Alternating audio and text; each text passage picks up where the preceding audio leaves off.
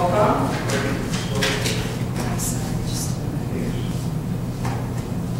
Trustees Darnowski. Aye. Priest. Aye. Duberstein. Aye. Barrett. Aye. And Walkington. Aye. Motion carried. Okay, we'll move on to reports and communications. First up is our village engineer, Greg Rubin. Thanks, Mayor. Only a couple of things tonight. First, as far as general stormwater is concerned, we're going to be working towards satisfying some of the terms and conditions of our NPDES permit for our storm sewer system in the upcoming couple of months. It's just going to involve a little bit of stormwater sampling, some documentation, and some analysis of some of the constituents in the stormwaters that exits the village. Next thing is, as far as the water fuel tax is concerned, this next year, fiscal year, we don't have any projects planned according to our 5-year plan. And the main goal is to save up for the next major project, which is the Cranberry Lake resurfacing, which we're hoping to accomplish in either 2014, 2015 fiscal year. So nothing next year, and then we'll work on the Cranberry Lake roads following year. As always. Okay, thank you, Greg. And we'll move on to our village attorney, Jim Ryan. Thank you. During this past month, we developed a license agreement with the Grays Lake Park District. It's under the business portion of tonight's agenda. What did I say? Park District. Park District. I have to sort of slip up. Oh, yeah, this guy, our... Wow, that was also, we're reviewing the sign ordinance. There's some things we're going to update and revise, and we should be presenting that to you at next month's meeting. And also reviewing a request for subdivision of the Firestone property, and it's likely that at some point that will come to you as well. That's all I have. All right, thanks, Jim. Once the Park District Director, always the Park District Director. Okay, we're going to move over our Public Works Superintendent that we're waiting to hear back from, that they have been called out on a little emergency. So move on to our building official, Russ Trayley. Thank you. Everybody should have a monthly report. It wasn't a lot of business this month. The biggest thing I did was last weekend I handed out 69 warning notices to residents that are still decorating the lights. I was going to start handing out tickets this coming Monday, but with the snowstorm and stuff, I'm going to give them another week. I've got a couple of people call already. I just had 2 more messages on my phone in my office now. So I'm going to delay the tickets by a week, but starting next Monday, I'm going to ride through the village. If you got lights up, you're going to have a ticket. It's just that simple. All right, thanks, Russ. Okay. All right, our EMA coordinator is working overtime tonight. And we're going to jump all the way down to our village clerk, who's been busily working. Kathy? Okay. Roseanne and I have been working on the records retention disposal. Roseanne typed it all up. I'm reviewing it, and it's going to be emailed in tomorrow. I'm so happy. So happy. Roseanne is now scanning all of our minutes from day 1, way back when. We have our codification, our ordinances are codified. So if there was an emergency in the village, like something burnt, if we burnt down, we have the codification company. Yeah. So we don't have minutes backed up. So we're putting those on thumb drives, and then they will be stored off-site. Working on this, I've been working on the standing committee meeting minutes for the website. Everyone is pretty much up to date. All minutes are on the website, so thank you to the committees. We are still working on the website and updating sections that have been requested by our village engineer, public safety, and EMA. We are still pleased with our website developer, Heather Acton. And Roseanne and I are getting better and better every day on the website. It's getting easy. We also good. Yeah. Very good. We get a lot of compliments on it. I The village has 47 subscribers who receive our village announcement emails every time there's an update to the public safety tip and the monthly announcements. Those are 2 sections on the front of our website, which is nice to keep in tune to of what's going on. Are they 2 separate things that you have to sign? Are they 2 separate things you have to sign up for? Or? No, it's one, you sign up, you verify that you signed up, and then every time we update it, you'll get an email. So we usually update the monthly announcement maybe twice, and public safety usually once a month. So you'll only receive a few emails. And then last year, about March, Russo had a big sale equipment, a big equipment sale. Auction. Well, they had a sale last year. I'm sorry. No, and that's fine. And this year, they're doing, instead of this just the sale, they're doing an auction. On March 23rd, it's a Saturday. So they're doing that instead of the sale, they'll be auctioning off equipment. So we worked with them, getting them an auctioneer certificate of registration from the village.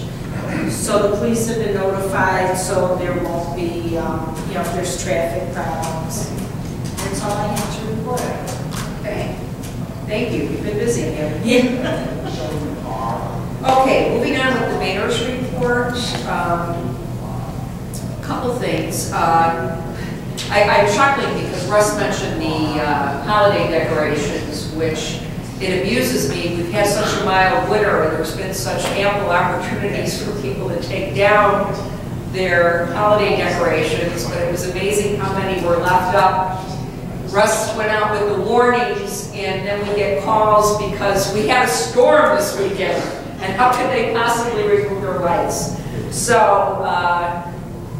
really, people, don't put them up if you're not prepared to take them down in a timely manner.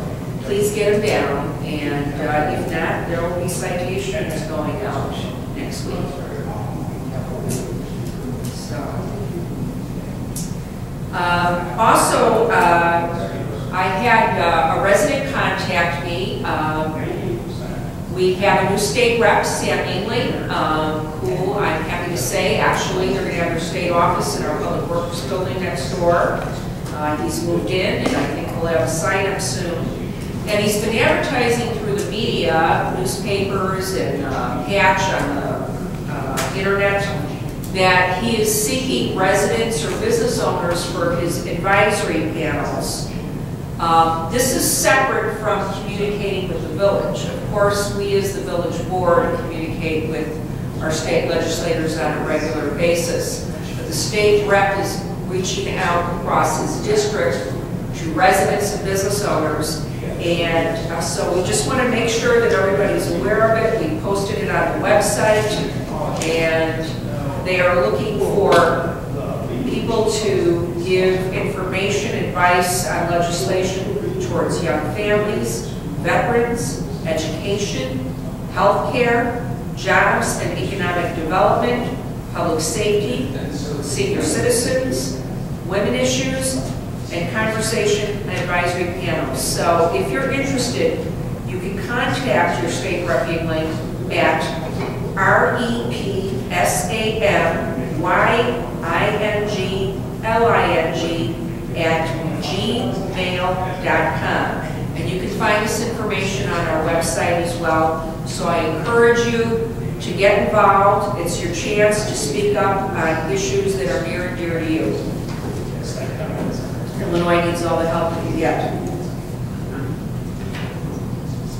Also, Root Industries Incorporated, located in Round Lake Park. That's been a pretty hot topic in the area. Root has decided to host a public informational meeting that will be held this coming Saturday, February 16th, from 9 a.m. to 11:30 a.m. It is an open house type meeting, so if you can't get there right at 9 o'clock, that's okay. Let your neighbors know if this is an item of concern. They will be presenting a site plan, that will include the improvements and the operation overview, and you can look at the site plans at your leisure. There's different tables you can approach with any questions you may have. This is hosted by Grove Industries. This is something they're doing on their own to make the public better aware of what they're trying to do. And then also, again, if you go to the village website at Hainesville.org, you can see the update from Swelco on the proposed garbage site transfer station that Group is looking to put in Round Lake Park. March 6th, there will be a meeting that is required by the process of getting their IPA permit, and that will be held at the Round Lake Beach Cultural Civic Center on Civic Center Way. So all the detailed information on that meeting you can find on our website. We'll be doing a community outreach call as it gets closer to that date to remind you. That will be a presentation of the life cycle assessment and its findings. So that's one of the major steps in this process. And one final item before we move on. At the last meeting, we reported that we were hosting a Emerald Ash Borer Grant Workshop here at our Village Hall, hosted by the Mayor's Metropolitan Caucus. So that was well attended, and after attending that, Kelly, our treasurer, and Jeff, our public works superintendent, and I got hard at work, and so our grants have been submitted, and we hope to hear in early March where we stand with that, and then we'll be giving you a report of what we'll be doing with the Emerald Ash Borer in Hainesville. At this time, we'll move on to reports of the standing committees, and we'll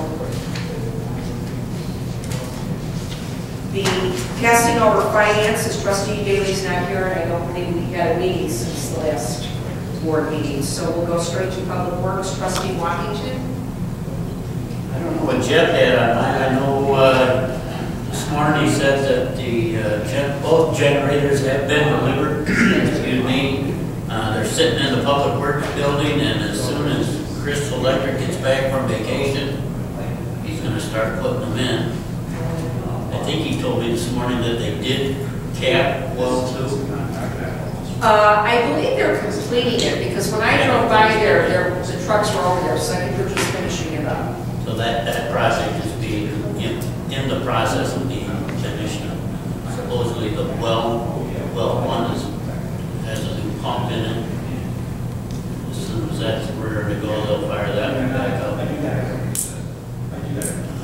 Relieve well house 3 for a while. So other than that, he really didn't have a whole lot to say this morning. But we are waiting for those generators to be hooked up, and that should start real soon. Well, I know he's been busy, and in fact, he was asking for an update that Georgiana and I will follow up tomorrow morning on the Cobra headlights. They were shipped, but we don't know when they'll arrive. Because I know we have our electrician scheduled to come in next week to do some street light repair. So we're in hopes that we can get the Cobra heads up at that time. Okay, let's move on to public safety. Trustee Crease. Thank you, Mayor. Last week I went to the Round Lake Beach Public Safety meeting, just as an observer to find out what they were talking about and what's going on in their community.